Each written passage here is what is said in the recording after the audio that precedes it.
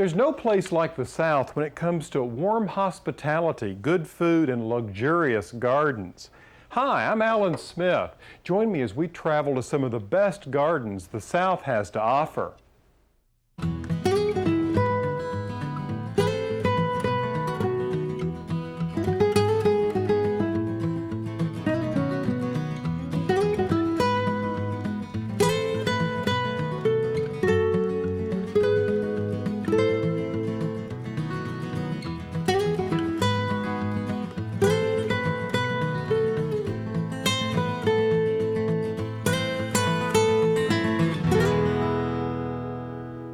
Hi, I'm Alan Smith. You know, the South is a part of the country that takes great pride in its gardening heritage. It started way back, actually well before the founding of our country. In fact, George Washington was not only the father of our country, but he was also a great gardener. He and Martha Washington created quite a garden there at Mount Vernon. One of my favorite aspects of this estate is the kitchen garden, which is where they grew all the fruits and vegetables for the house. Now, we'll take a tour of Mount Vernon and learn a little bit more about how our country's first family gardened. Plus, I'll show you a way to bring a bit of Mount Vernon into your own backyard. And with all of those tasty vegetables you'll be growing, I have some grilling tips that you won't want to miss. When it comes to my summer vegetable garden, I can't resist growing these little cherry tomatoes. We'll talk about growing those a little later in the show. We're also going to visit a real southern beauty. We'll go to Boone Hall in Charleston, South Carolina, and see their outstanding collection of heritage roses. But first, let's take a look at what George and Martha were growing at Mount Vernon over 200 years ago. I think you'll be amazed, so don't go away.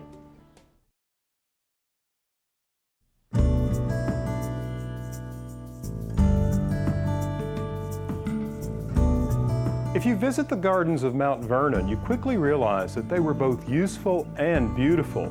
Many of the flowers and vegetables known to the Washington family are grown there today. George Washington's farm in the 1700s was nearly 8,000 acres. Today we have just about 500 acres, and it takes about 19 horticultural staff to take care of the gardens and grounds today. When you come to Mount Vernon, it's immediately obvious that it's very well designed. Where did Washington get all of his ideas for the layout? Well, most of the layout of his gardens were to emulate the style of the English landscape. Really? And he purchased a book called New Principles of Gardening, written by Batty Langley in 1758. Right. And it was a how-to landscape book to include laying out your garden. Washington loved farming. In a letter to a friend, he wrote, "Agriculture has ever been amongst the most favorite amusements of my life." Wow. Now, not only did he like farming, though, he also liked plants of all types. And we're in the kitchen garden, which was laid out by George Washington in 1760. And it's the oldest garden here on the grounds. It started as a kitchen garden and always remained as a kitchen garden. And of course, what was taken from here was used in the family kitchen for the evening meals. Classic arrangement of a kitchen garden was to have it next to the paddock, which is right over there, because that was your source of fertilizer. You let it go through a heat, or what we call decomposition, and then it's ready for use in your beds or coal frames or whatever. And that's something that anyone can use in their garden today? Absolutely. Vegetables were grown for obvious reasons. Everyone likes to eat, and herbs were a big part of the vegetable garden, not only for the table, but as borders around the vegetable beds like these. And the variety they grew here was amazing.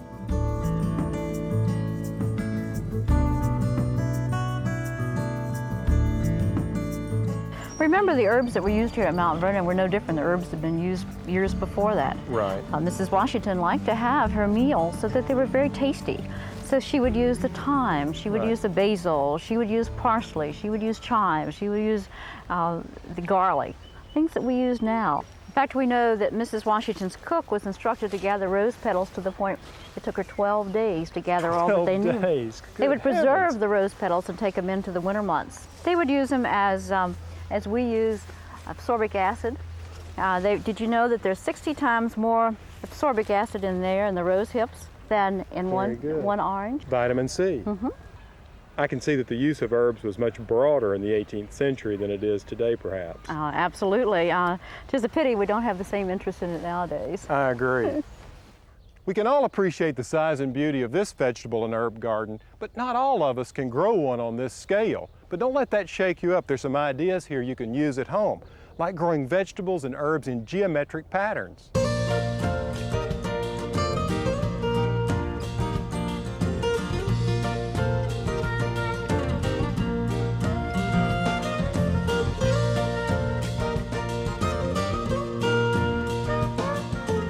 Now here's a way you can bring just a touch of Mount Vernon into your own garden.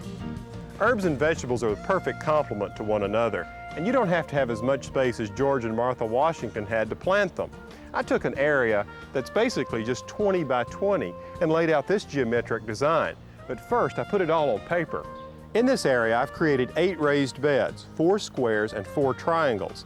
I've used 2 by 8 lumber, cut the boards at the appropriate angles, and attached them with wood screws. Now, the reason I used wood screws is because wood can sometimes warp and twist and pull nails apart. Now, if you're interested in using treated lumber but afraid that some of the chemicals might get into your vegetables, you can line the inside of the bed with plastic just by using a stapler. One advantage to raised bed gardening is that you can get the proper ratio for your soil mix. I've used existing garden soil, manure, compost, sand, and some bone meal. Now that I have the soil in place, I'm ready to do the things that will really help me cut down on time and labor. I use soaker hoses as an efficient way to water and keep the soil consistently moist.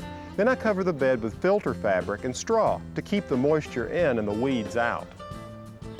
Planting through the filter fabric is a snap. All you do is cut an X with a sharp knife for plants, or cut a long slit when you're sowing seeds.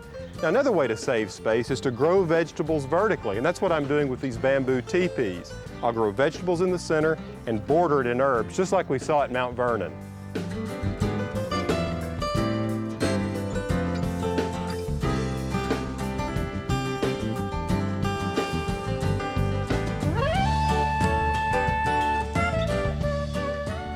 The beauty of these antique roses continues to charm visitors at Boone Hall in Charleston, South Carolina.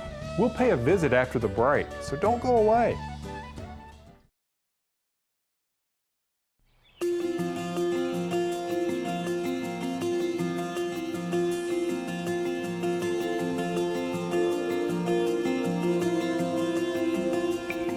The colors you can find in some of these gorgeous old roses are really quite amazing. Let's take a closer look with a visit with antique rose expert Ruth Knopf. Ruth designed the rose gardens at this 17th century plantation, Boone Hall, just outside Charleston, and tells us more about the noisettes, an old-fashioned rose beloved by Charlestonians, and for good reason. The first American class of rose was established here, wasn't it? That's true. There was a plantation owner and a factor by the name of John Champneys, and he loved flowers, had a wonderful garden, and he crossed what we believe was the old musk rose that that Shakespeare wrote about. Yes, absolutely. With old blush, a rose, repeat blooming rose that came from China. It's a smaller clustering rose that repeat blooms. Now, Mr. Champneys actually ended up having one of these roses named for him, didn't he? Yes, that was, we believe, one of the first ones that he hybridized, and it was chosen as Champneys Pink Cluster. And of course, one of the great qualities of the noisette class of roses is that they are repeat bloomers. That's true. Well, show me some of the noisettes that we have in this beautiful bouquet. Okay, I actually have one here. Oh yeah, look at that one. Is that blush noisette? This is one that is a found one that I call the blush noisette type. Yes. And it has fatter buds, you see. Right, look at all of the buds around that one bloom. And it's just getting ready to burst into bloom. Now Ruth, this is one I recognize from the catalogs. Is this crepuscule? Yes, it is. We have this growing as a pillar rose in the garden, actually 2 pillar roses. And it's one that's easy to contain and makes a wonderful show. It repeat blooms. It's an incredible color. It's wonderful. I've seen it in gardens in Australia, New Zealand. Really? Different countries. And so the noisettes have traveled popular. wide and far. They really have. Do you encourage first-time gardeners to plant old-fashioned roses in their gardens? Of course, that's the most important thing to plant. And you don't have to worry about growing roses. So many people that I talk to say, oh, you must have a really green thumb. I could never grow roses, but actually they're just like any other plant. They're very easy to grow.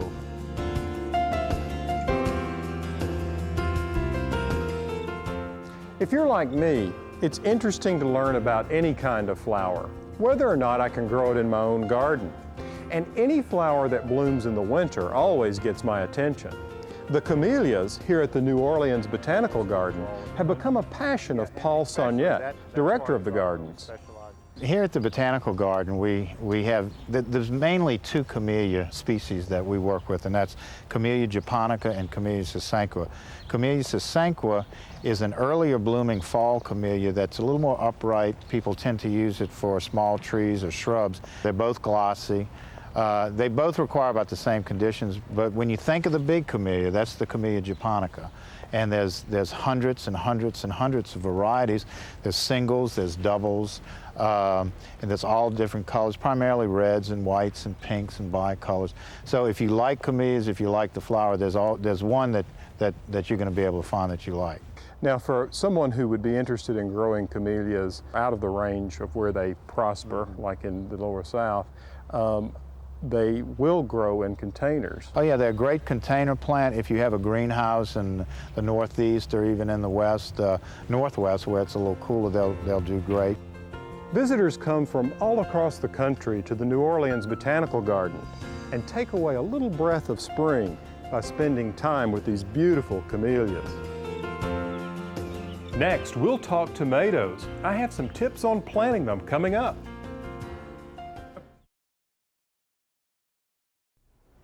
In today's show, we're taking a look at southern gardens and some southern gardening traditions. What would the South be without all that wonderful fresh produce, like tomatoes?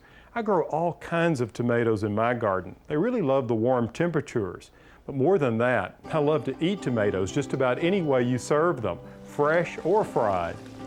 You might say that tomatoes just make people happy, but oddly enough, this wasn't always the case. If you're like me, history can be fascinating to you, whether it's the history of a place, famous person, or war or religion. But you know, even the most ordinary things can have fascinating histories, like that of the tomato.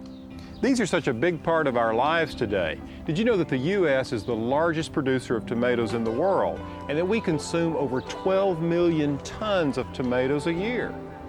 That averages for every man, woman, and child 18 pounds of fresh tomatoes and 70 pounds of processed tomatoes, whether they're in sauces, salsas, or ketchup. And a statistic that is close to my heart is that between 25 and 40 million of us plant these little guys in our gardens every year. But have you ever wondered how all this tomato mania got started? It's generally believed that the tomato was first introduced from South America to Europe in the 1500s. Southern Europeans regarded it as the golden love apple, and it was used as an aphrodisiac. Now, the English had a whole different attitude about this plant. They considered it poisonous and only grew it in their gardens as a curiosity. There are a lot of theories out there as far as how the tomato was first introduced to this country, but because of the English influence, colonists regarded the tomato as poisonous, and it was almost 100 years just before the Civil War until they finally became popular. And all I can say is, I'm glad they did. Just look at this basket full of tomatoes. It's pure gold. This is a wonderful little cherry type called Sun Gold. Not only are they prolific, in fact, all of these were picked off just 6 plants. They're very delicious. As sweet as candy. Now, they're so easy to grow if you'll just follow a few basic tips. You'll be guaranteed success. Pests are always a problem. So in order to stay one step ahead of them, I never plant my tomatoes in the same place year to year. For instance, last year I planted them in my raised beds, and this year I'm going to plant them along this trellis. You see, pests can build up in the soil over time, and by moving your plants around, it'll throw them off a bit. Now, I even go so far as to avoid planting tomato plants in areas where I've planted members of the tomato family, such as eggplant and peppers. One pest that always seems to find my tomatoes, no matter where I plant them, is the cutworm. To discourage them from taking out my young transplants, I wrap the base of each seedling with a piece of aluminum foil. Now, a well-fed tomato plant will provide you with a high yield, and a fun way to feed them is to use one of these old plastic milk cartons. Just punch a few holes in the side and bottom of the milk carton and bury one next to each plant. Then just fill them up with water or liquid fertilizer, and the carton will release the nutrient to the plants over time. The other reason I'm planting these little guys along this trellis is that it'll give me a support later on in the season to tie them to. After all, the tomato is a vine. Tomatoes aren't the only treats to come out of the summer garden. Don't forget about some of the other vegetables when you bring out that grill. We'll do that next, right after this break.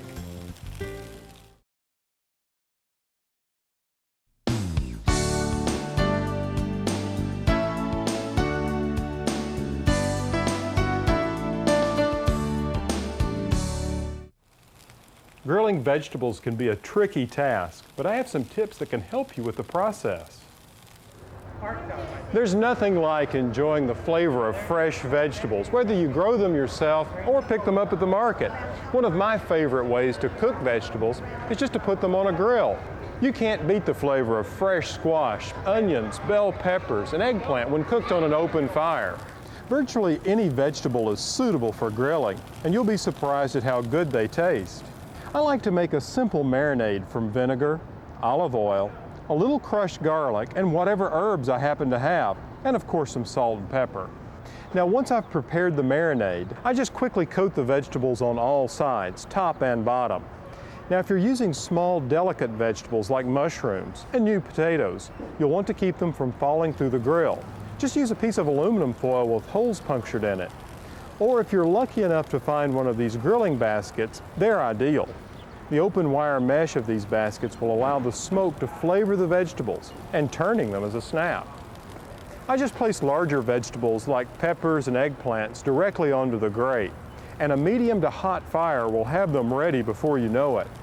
So you'll need to watch them closely, turning them as each side begins to brown.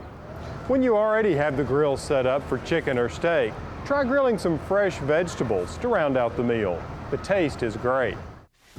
As we've seen in today's show, the South has a long and rich heritage of gardening. We've touched on some of the heirloom varieties of roses and tomatoes. If you'd like more information about some of these antique varieties, just check out my website. That's pallensmith.com. Until next time, from the garden, I'm Alan Smith.